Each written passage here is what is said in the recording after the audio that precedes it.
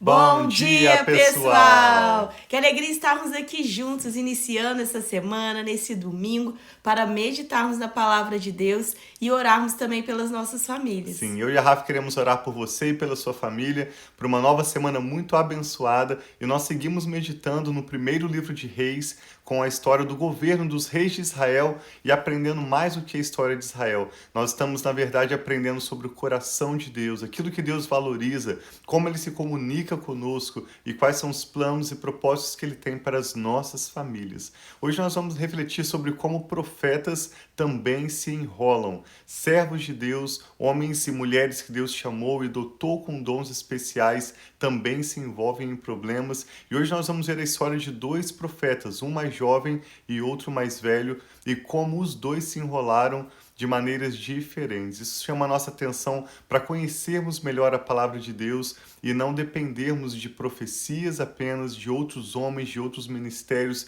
que são falhos e podem errar. Essa história principalmente vai mostrar que um profeta deixou de lado uma orientação que Deus lhe havia dado para atender a orientação de um outro profeta que era um homem de Deus mais idoso, um homem respeitado, mas ao dar mais atenção à tradição religiosa ou à palavra daquele profeta mais velho, o jovem acabou deixando de lado uma orientação que Deus lhe deu e se envolveu em problemas. Então vamos meditar hoje com a leitura de 1 Reis 13 e ao final dessa leitura nós queremos orar pela sua família e por uma nova semana muito abençoada. Amém. Então vamos orar como sempre nós oramos antes de ler a palavra. Sim. Para pedir que o Senhor possa nos ajudar mesmo a entender, a receber aquilo que Ele tem especialmente para cada um de nós.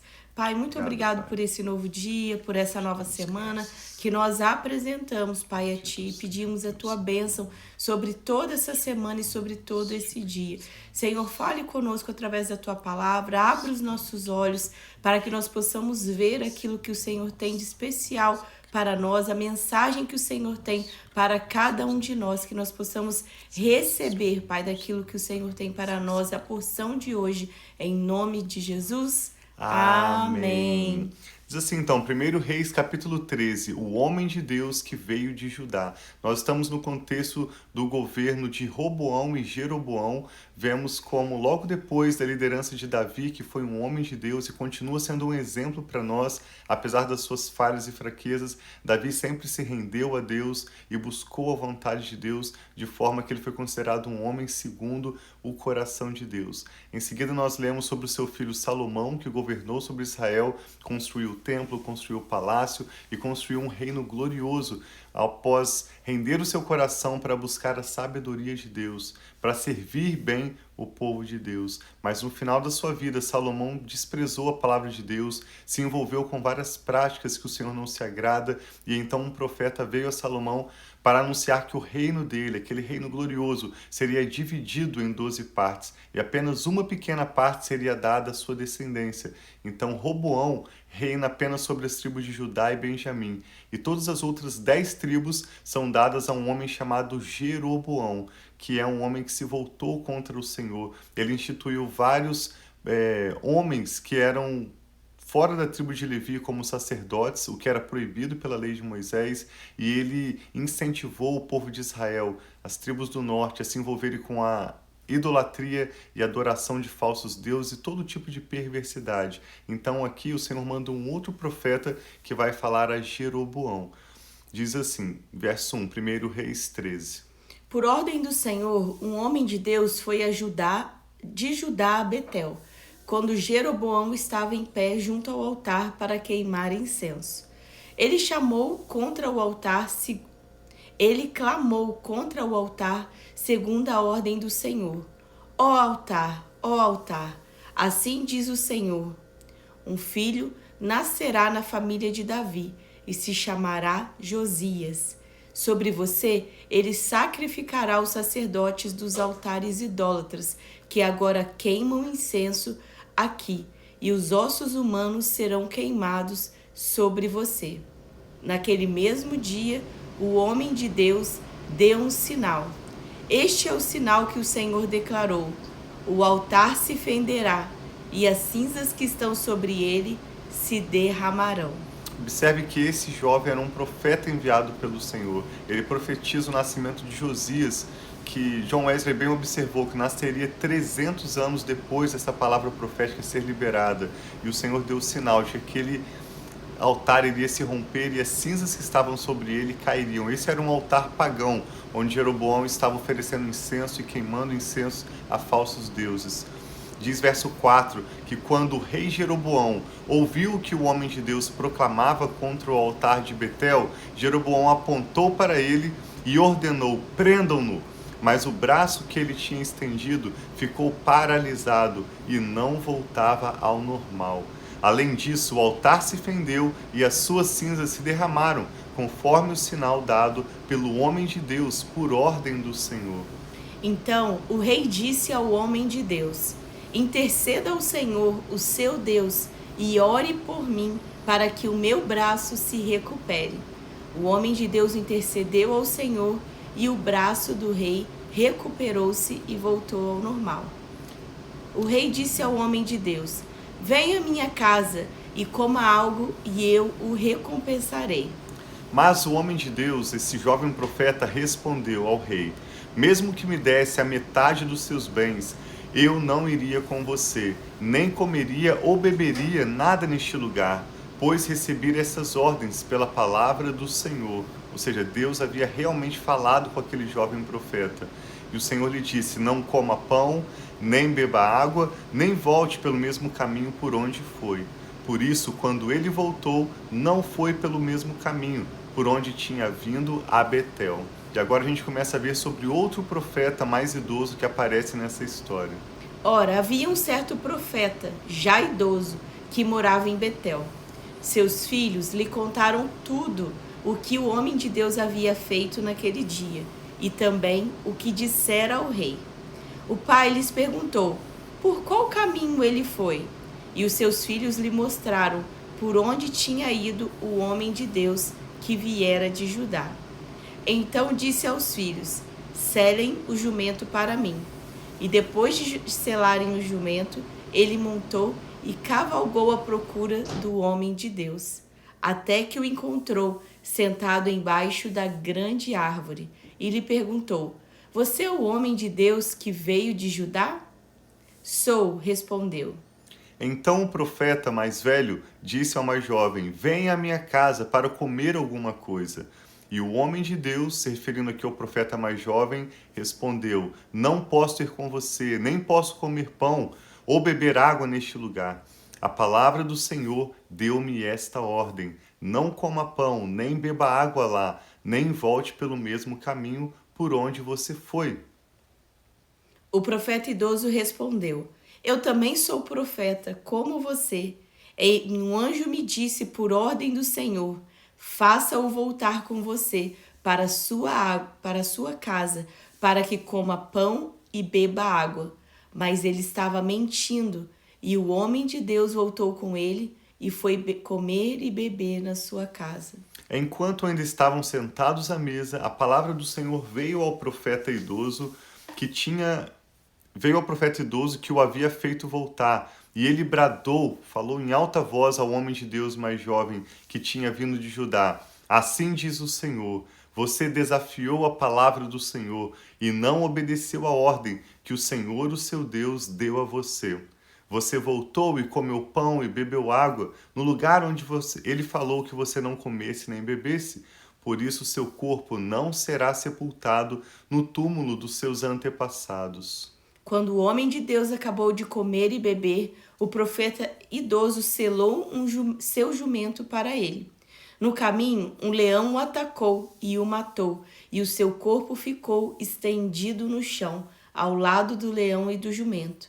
Algumas pessoas que passaram viram o cadáver estendido ali, com o leão ao lado, e foram dar notícia na cidade onde o profeta idoso vivia. Quando este soube disso, exclamou: é o homem de Deus que desafiou a palavra do Senhor. O Senhor o entregou ao leão, que o feriu e o matou, conforme a palavra do Senhor o tinha advertido. O profeta disse aos seus filhos: selem um jumento para mim. E eles o fizeram. E ele foi e encontrou o cadáver caído no caminho, com o jumento e o leão ao seu lado. O leão não tinha comido o corpo, nem ferido o jumento.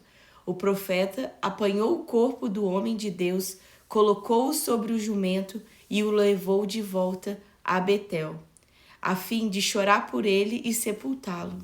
Ele o pôs no seu próprio túmulo e se lamentaram por ele, cada um exclamando: "Ah, meu irmão!" Depois de sepultá-lo, disse aos seus filhos: quando eu morrer, enterrem-me no túmulo onde está sepultado o homem de Deus. Ponham os meus ossos ao lado dos ossos dele, pois a mensagem que declarou por ordem do Senhor contra o altar de Betel e contra todos os altares idólatras da cidade de Samaria certamente se cumprirá. Mesmo depois disso, Jeroboão não mudou o seu mau procedimento, mas continuou a nomear dentre o povo sacerdotes para os altares idólatras. Ele consagrava para esses altares todo aquele que quisesse se tornar sacerdote. Esse foi o pecado da família de Jeroboão que o levou à sua queda e à sua eliminação da face da terra. Nós vamos ver pouco mais ainda sobre o final do período de liderança de Jeroboão e como o Senhor vai o exterminar da sua liderança, da sua posição de rei sobre Israel. Mas essa história é muito interessante e a partir de agora, à medida em que lemos mais sobre a história dos reis de Israel, principalmente os reis que governaram na porção norte de Israel, nós vamos ver o ministério de vários profetas. A Bíblia já mostrou outros profetas desde o início das Escrituras, como Abraão, que foi considerado um profeta de Deus, Moisés foi considerado um profeta de Deus, um como patriarca, outro como líder de Israel, mas agora nós vamos ver alguns homens que aparecem exclusivamente no ministério profético. Eles vêm para trazer revelação da palavra de Deus e aquilo que dos céus o Senhor quer trazer para a terra. Mas nós vamos ver que esses homens também se envolvem em problemas. Aqui nós vemos um profeta mais velho que mentiu ao profeta mais novo. O texto não deixa claro a motivação. Talvez ele ficou chateado porque quem profetizou o rei Jeroboão foi o profeta mais jovem vindo de outra terra e não ele que morava ali naquela região. Talvez ele estava com ciúmes, não teve a coragem de entregar algumas palavras de Deus. A Bíblia não deixa claro o motivo, mas aquele homem mais velho causou, de certa forma, a morte do outro profeta mais jovem por causa da mentira que ele falou, dizendo que um anjo de Deus lhe tinha aparecido. Por outro lado, o profeta mais jovem também foi responsável pela sua própria morte, porque ele mesmo, que havia afirmado ao rei Jeroboão e havia repetido àquele profeta idoso as palavras do Senhor, ele desobedeceu as palavras do Senhor para seguir uma orientação do profeta mais idoso. Então há várias confusões ao redor desse texto para já mostrar que, assim como nós vamos ver a história de outros profetas, esses profetas recebem dons de Deus para servir as pessoas. Não quer dizer que um homem ou uma mulher tem um dom de Deus, e isso se aplica à realidade de hoje.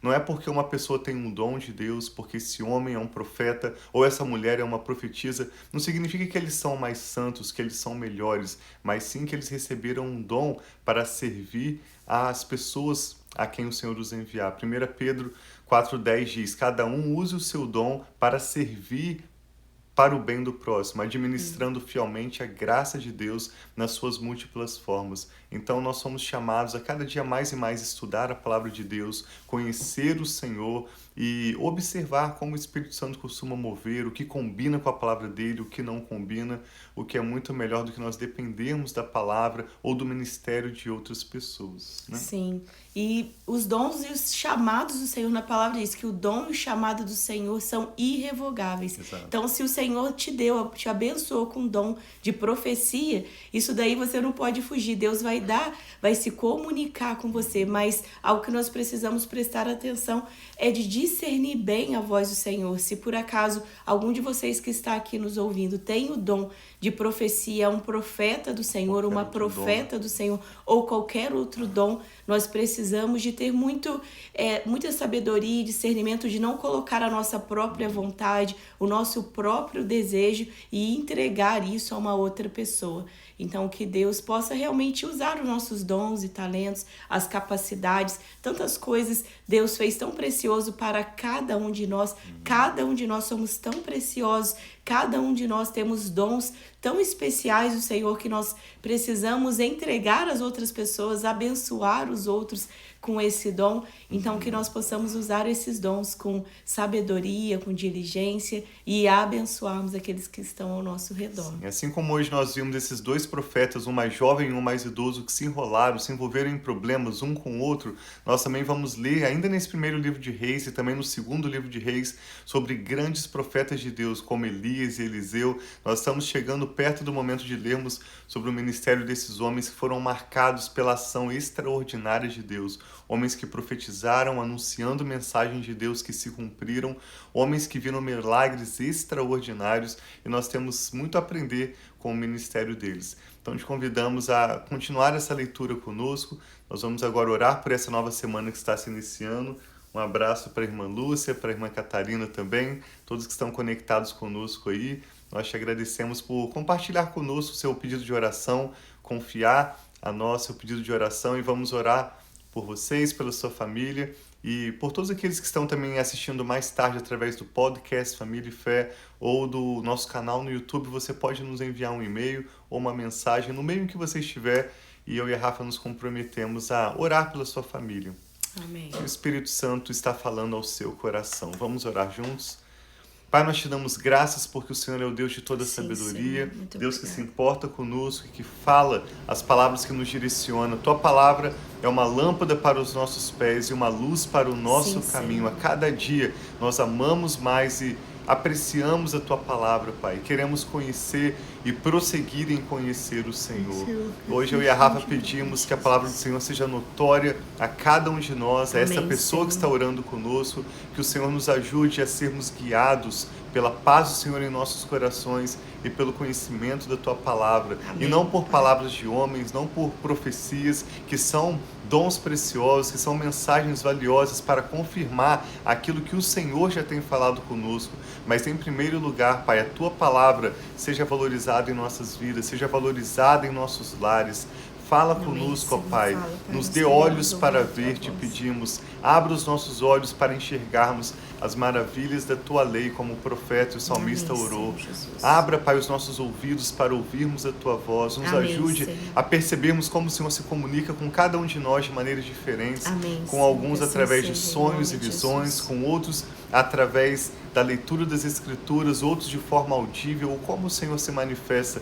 Nos ajude a percebermos as revelações do Senhor, e que o Senhor fale conosco e nos guie em cada decisão, em cada escolha pela Tua palavra. Eu e a Rafa abençoamos esta pessoa que ora conosco, pedimos Sim, uma Pai. ótima semana, que o Senhor nos dê avanços, que o Senhor nos abra as portas que o Senhor tem diante de nós. Amém, Senhor. Feche também Em nome aquelas de que o Senhor Jesus. deseja fechar. Livra-nos, Sim, Pai, de Pai. convites, de conversações que não provêm do Senhor. Amém, Senhor, que E assim abençoe, seja. Pai, todos os nossos relacionamentos, ministério, abençoe todos os nossos afazeres e compromissos dessa semana. Amém, Declaramos paz sobre a sua família, a bênção do Sim, Senhor, Senhor, em que nome de enriquece e não Jesus. traz dores, seja sobre a sua vida, sobre a sua casa. Nós oramos, Pai, e te damos graças em nome do Senhor Jesus. Obrigado, Pai. Amém. Então tenha um domingo Deus. muito abençoado, uma semana muito abençoada, e nos encontramos amanhã, né, meu amor? Deus abençoe, nós amamos vocês. E obrigado por compartilhar essa ministração com alguém de quem você se lembra agora, que também pode orar conosco e ser abençoado através dessa ministração. Nós amamos vocês. Um abração.